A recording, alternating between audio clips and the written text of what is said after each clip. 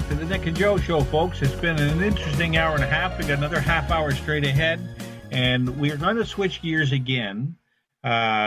We try to keep it fresh and interesting, although this isn't what you would call a lighthearted topic here. Right. No more talk about P-traps. 2 terrorist attacks. You know what? I was just looking it up on, now that you mentioned it, I'm looking it up at Home Depot, and I just want to see what one of these things are worth.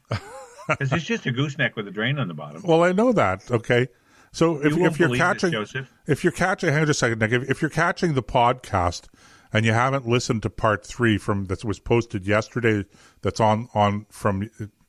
Listen to part 3 towards the end because because then you'll understand this talk about a P-trap. Anyway, go on, Nick. Okay, I looked it up and they want $2,500. Apparently. This one's $5.83. Well, and okay, so now that's what they sell them for at Home Depot. Okay, we don't want to go back down this rabbit hole, but I just want to emphasize that I'm just going by I'm just going by what this contractor said. Now, maybe he was yanking my chain. I don't know, but he definitely said permit $2,500, and the only thing I could think of was, okay, I don't really understand why you have to have a permit for a P-trap. And I asked him that, and he said, well, it's that they want to know when we're installing these P-traps. And I said, okay, well, I don't understand why they want to know that. I'm trying to think of what the ramifications are to the city of me having extra P-traps in my house than what the original design was. I don't get it. So, But even if that's all they want, they just want you to inform them, well, just fill out a form and inform them. Why do I have to pay $2,500 for it? Okay, it's just so the whole thing could have been made up. I don't know. Okay, but there it is. Okay, it's anyway. Well, all right, terrorism. Yeah. So you know what? I'm gonna after the show, I'm gonna look up, see if that regulation is actually there. Okay, terrorism. Okay, so in Europe we had the attack in Vienna, and we had one in France. A few in France. A teacher was killed, and I want to say it was in Paris. A church was attacked. As congregants in a church were attacked in Nice, and then the other day, just a few days ago, there was a shooting attack in Vienna. Yes. Yeah. Interestingly enough, both the attack in Vienna and the attack in Nice were in neighborhoods that I know well from my travels and what have you. So I was particularly interested and shocked to hear about these attacks. So what we're seeing in Europe, in particular, is I think a resurgence of the kind of Islamic extremist violence that was around popping its head up with greater frequency, I don't know, 5 years ago, even 10 years ago or thereabouts. There seemed to be a little bit of a lull, and now we see in the last several months a kind of a resurgence of this type of attack. And I think that's one aspect of it, and you know, I do have some things that I'm going to be critical about. So you know, I would say to people, brace yourselves. But it's a serious issue, and I'm just wondering, is this a as I say, it seemed to be in my mind a lull. Maybe I'm wrong about that, but would you agree with that, Nick?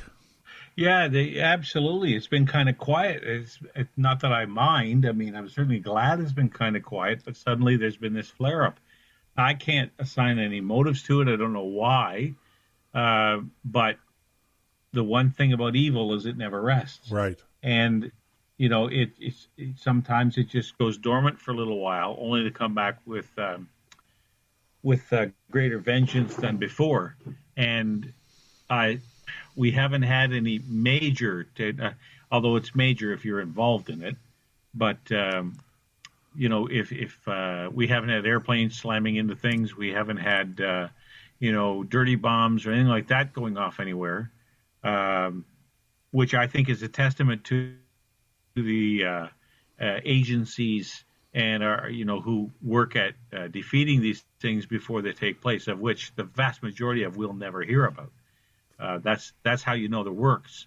How they're working is by the lack of these kind of things, because without them, who knows what kind of chaos would reign. But I wonder, setting aside the revulsion of these kinds of attacks and looking at it from a simple strategic point of view, what is it that the people who perpetrate this kind of violence and just absolute anarchy or chaos upon a population, what is their ultimate goal? What do they want? Now, it's tempting to use the good old cliches like they want to set up an Islamic caliphate, they want to do this, they want to do that. And maybe that's true. But if that is, they're not going about it with a whole lot of sophistication, because these kind of attacks usually are, relatively speaking, easily defeated. They do some damage, no doubt about it, and I'm not trying to make light of the people who suffer or are killed from it, excuse me. But at the same time, it's like they're fighting a guerrilla war against an enemy that is so powerful and overwhelming, they never stand a chance to win, but they keep doing it. I don't know why. Well, I'm interesting perspective that you're articulating, Nick, and I think that's a great question, because ultimately there's no scenario, there's no path to achieving any of their goals, if indeed that's what they're fighting for, through these kinds of actions. They are, insofar as the society that's been the target, French society, Austrian society, German society. There were some attacks in Germany over the course of the last few months that didn't get a lot of publicity or attention.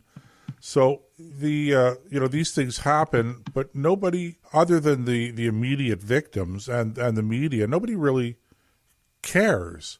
And it's a great question you're asking, is what exactly do you hope to accomplish? Well, okay, let's say we hope to, what our goal here is to bring to the attention of the world our plight. Well, I just don't see it. I don't see how this is bringing anybody's plight to the attention of anybody, to be honest. So I think you're asking an excellent question. And, it's ultimately, my response to that, my theory would be that, when you're talking about people who perpetrate these kinds of attacks, I think it's really more of a personality thing on their part as opposed to a practical thing. In other words, I think that they're maybe delusional is not the right word to use, but there's some emotional pathology, if you will, that these people suffer from, where they either have a martyr complex, or they believe that they're going to be effective, or they maybe believe, in the cases of people who are doing this for theological or religious reasons, maybe they believe that they are going to, be automatically transported to heaven and live in the Garden of Eden for all eternity because they've killed infidels. I just don't know. For me, I lump all of those things into a personality disorder. And I don't know what you would call it. I don't know that anybody's identified it. I don't know that there's any single pathology that you could point to.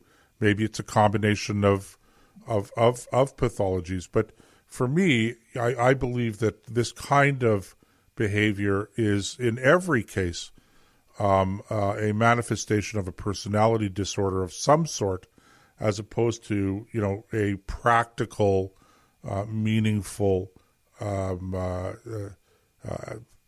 act that's going to advance a particular cause. But, I said when we started talking about this, I did have some criticism, and which I think is relevant, and I don't mean to be disrespectful by any stretch of the imagination to any of the victims of these terrorists, but I do have to ask the question, okay? And looking at Vienna in particular, where there were 5 or 6 gunmen, some of them were captured. I think one was killed. There were 4, I believe, fatalities of victims of these gunmen, and 15 or 16 or thereabouts wounded. So I don't know what the current tallies are. And apparently one of these gunmen seems to have gotten away. And so the response of the government, for instance, was to tell people to stay indoors and not to send their children to school the next day. And so when I think about this, and this to me is a new level of reaction to these types of attacks.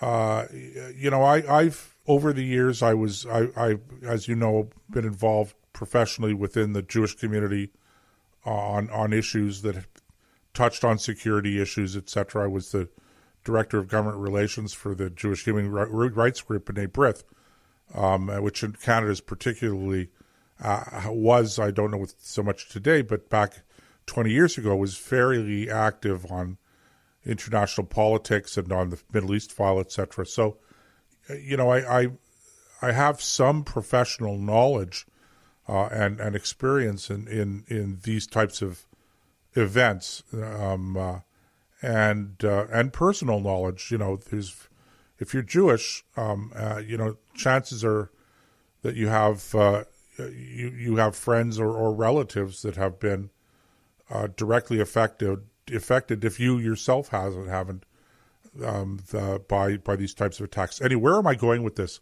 The point I'm making is that 20 years ago, when there would be a terrorist attack, the city didn't shut down. So, when a bomb was exploded in Paris at a kosher restaurant, nobody talked about, everyone shelter in place for 2 days until we make sure that we've caught all the perpetrators. Nobody talked about kids staying home from school. And so my question is this, Nick, have we become perhaps, soft isn't the right word, but have we become a little bit too self-indulgent, a little bit too woe is me? There was a terrorist attack in my capital city.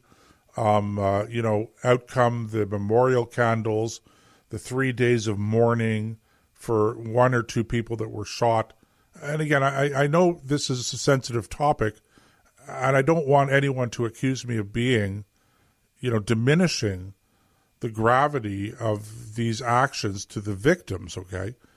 But Vienna was not a victim of terrorism, okay? And so are we creating, through our overreaction, precisely the kind of disruptive conditions that make these kinds of relatively small terrorist attacks appealing to and indeed profitable to terrorist organizations? Well, that's a whole mouthful there, Joseph. It but sure is. At the same time, if you remember your training films when we were in the Navy, we would watch a lot of U.S. Navy training films on damage control and firefighting